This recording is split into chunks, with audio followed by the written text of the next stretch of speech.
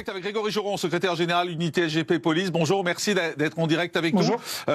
On contrôle moins les blancs quand on est policier ? Non, on contrôle là où on se trouve, surtout quand on est policier. Parce que c'est ça aussi la réalité. Enfin, je veux dire, c'est un débat qu'on entend et qui revient en permanence. Alors moi, je pense que c'est important d'en parler, en effet, puisque on est évidemment et la police est ouverte forcément aux critiques. Et je rappelle qu'elle est en évolution permanente pour justement essayer à chaque fois, d'améliorer non pas que son image, mais surtout la qualité de service public qu'elle rend. Le contrôle, pour revenir sur les contrôles, il y a deux choses qui sont particulières. Moi, je représente forcément les gardiens de la paix en majorité et ceux qui sont sur le terrain.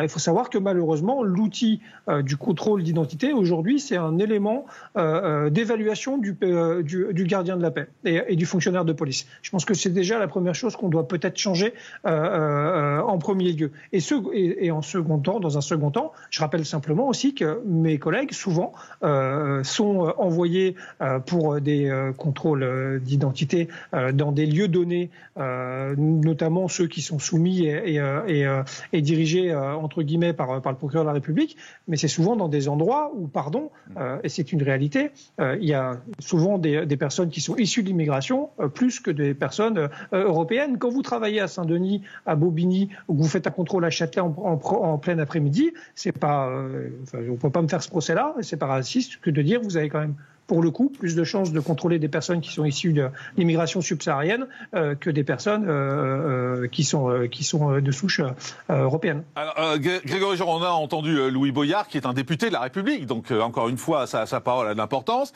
Il dit oui, il y a du contrôle aux faciès dans la police, oui, il y a des violences systémiques dans la police, et il y a une omerta dans les hiérarchies pour couvrir tout le monde. Qu'est-ce que vous avez envie de lui répondre ? Qui me fatigue en fait.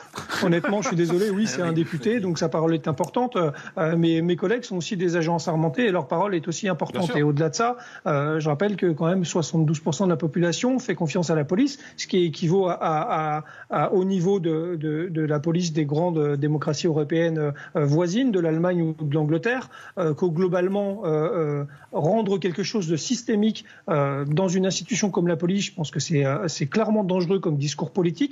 Je pense clairement que réellement ce genre de propos justement font et participe à ce qui se passe malheureusement sur le terrain. Moi, vous voyez, j'essaye d'être respectueux dans la parole d'un élu, parce que je pense que c'est important de ne pas trop encore plus esquinter les choses. Lui, visiblement, ça le gêne moins de clouer au pilori l'ensemble d'une institution au travers de ces propos-là. Et pardon de le dire, il raconte pas non plus que des choses totalement fondées globalement, parce que là on est sur des poncifs, contrôle aux faciès, violence policière, mais quand en plus il dit que l'IGPN est une grande mascarade, j'aimerais bien simplement lui dire que l'IGPN c'est pas celle qui fait les sanctions dans la police et que s'il connaissait un peu mieux les choses, il dirait moins de bêtises. Et comment, en tant que policier, vous et vos collègues d'ailleurs, vous vivez le fait d'être attaqué régulièrement par ces députés LFI ?